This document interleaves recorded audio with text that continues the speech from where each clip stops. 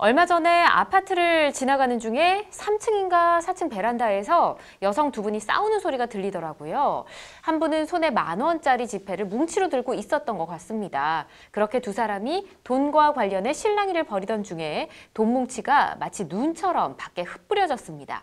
아파트 근처를 지나가던 사람들이 당황해서 돈을 줍기 시작하더라고요. 베란다에서는 돈 주인인 것 같은 아주머니가 주워가지 말라고 소리를 질렀어요. 상대편 아주머니는 다 주워가세요 하며 웃더라고요. 저는 아파트에 사는 사람이라서 주워갔다가 나중에 만나서 해코지 당할까 봐 그냥 무시하고 지나갔는데 주변에 있던 몇 분은 주워서 갔습니다. 그리고 몇 분 후 아파트에서 황급히 내려온 아주머니가 돈을 줍기 시작하더라고요. 몇 분은 주운 돈을 전달하기도 했고요. 그런데 그냥 주워간 분들은 나중에 문제가 되지 않을까요? 라고 보내주셨습니다. 아, 그렇군요. 이렇게 전부 드라마나 영화에서도 종종 보죠. 이렇게 건물 옥상이나 이런 데서 돈을 확 뿌리는 이런 장면들이 뭔가 통쾌한 장면을 표현하기 위해서 이렇게 많이 했던 것 같은데 최근 드라마에서도 이런 장면이 나왔었습니다. 근데 이렇게 막 흩뿌린 돈, 이거 주워가면 범죄인 거죠? 네, 그렇습니다. 최근에도 이런 일이 있었죠. 예. 2020년 10월 19일에 서울 서대문구의 한 아파트에서 15층에 있던 주민 A씨가 현금 뭉치를 아파트 고층에서 창밖으로 날려서 경찰과 주민들이 다들 나서서 회수하는 소동이 한번 일어났었습니다. 네. 그 15층 주민이 투척한 돈은 5만 원권 120장으로 총 600만 원에 해당한다고 합니다. 많이 뿌렸네요. 네. 이분께서 허공에 뿌려버린 돈 가운데 119장은 회수됐지만 한 장은 못 찾다가 최근에 사건 발생 다음 날 오전에 한 가정의 아이 방의 창틀에서 5만 원권이 한 장이 발견돼서 최종적으로 120장이 다 찾아졌는데요. 네.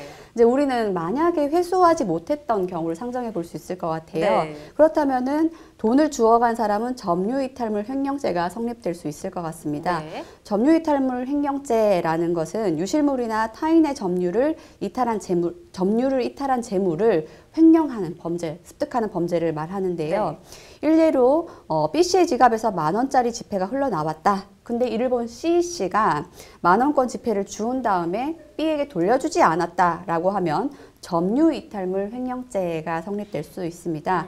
처벌을 가르는 쟁점이라는 것은 아까 다시 처음 사례로 돌아가면 돈을 공중에 뿌린 행위가 과연 이 사람이 소유권을 포기한 것으로 볼 수 있는지 여부인데요. 만약에 돈을 뿌린 이가 소유권을 아예 포기한 것으로 볼 수 있다라고 하면은 그때는 주인 없는 돈 가져간 것밖에 되지 않기 때문에 점유이탈물 횡령죄는 성립되지 않을 것 같습니다. 아, 그렇군요. 포기하는 경우가 있을까 싶기도 합니다. 말씀 들어보니까. 자, 어쨌든 이분은 말씀해주신 사안은 120장이죠. 그러니까 다 회수를 했었는데 회수를 혹시 못한 경우도 있었을까 싶네요, 송 변호사님. 예, 2014년 12월에 대구 한 도로에서 한 남성이 5만 원권 지폐 160장, 총 800만 원을 길바닥에 뿌리는 소동이 있었는데요. 당시 경찰이 출동했지만 현장에서 행인들하고 운전자들이 돈을 주운 다음에 그냥 도망가는 바람에 지폐는 단 한 장도 회수되지 못했다고 하더라고요. 예. 그 당시에는 이제 경찰이 돈을 뿌린 남성의 행위를 돈을 버린 걸로 간주해서 죽은 사람들에게는 별도로 점유이탈물 횡령죄를 성립하지는 않았거든요. 네. 그래서 드라마에서도 돈을 뿌리는 장면을 촬영을 할 때 옛날에는 복사물들로 진행을 했었는데 이게 돈인 줄 알고 주워가는 사람들이 있었다고 해요. 그래서 이를 방지하기 위해서 돈다발 뿌린 장면에서는 실제로 이제는 현금을 사용하기도 한대요. 다만, 다만 장소는 사전에 촬영 동의를 받아서 진행하기 때문에 분실 확률이 좀 적다고 하네요. 그렇군요. 알겠습니다.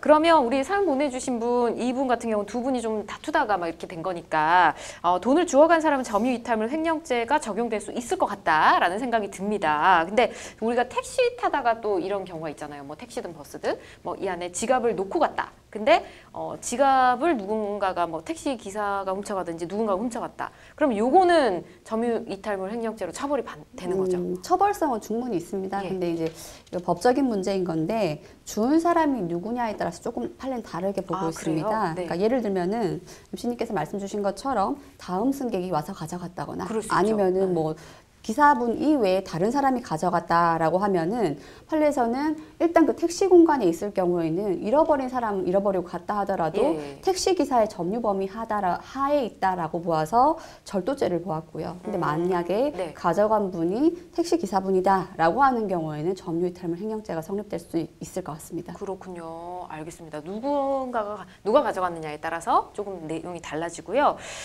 근데 만약에 택시 기사님이 지갑을 가져갔어요.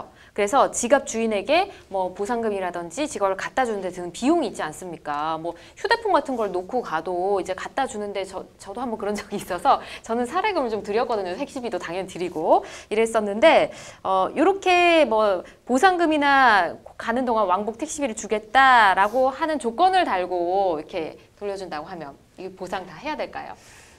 일단 보상을 해야 되는 의무가 있냐라고 네. 물어보시면 네. 그렇지는 않습니다. 네, 유실물법 제1조에 따르면 네. 타인이 유실한 물건을 습득한 사람은 신속하게 유실한 사람한테 반환하거나 예. 경찰서에 제출을 하도록 되어 있습니다. 따라서 택시기사님한테 가장 가까운 경찰서에 제출하도록 요청하셔도 되고요. 네. 근데 만약 본인 계신 곳까지 택시기사님이 와주길 원하신다면 네. 택시기사님께서 그 시간 동안 영업을 못 하신 거니까 그 택시비 상당의 금액을 드리는 걸로 상호 협의하시는 게 좋겠죠. 그렇군요. 예, 잠깐. 예. 그리고 보상금에 대해서는 유실물법 4조에서 물건 가액의 100분의 5 이상, 100분의 20 이하의 범위에서 보상금을 습득자에게 지급하여야 한다고 규정하고 있습니다. 따라서 다만 이 역시도 그 당사자 사이에서 원만하게 정하시면 될 부분인 것 같아요. 그렇군요. 저는 약간의 사례금을 드렸던 것 같은데 이게 뭐 법적으로 정해져 있는 예. 거는 아니었던 것 같습니다.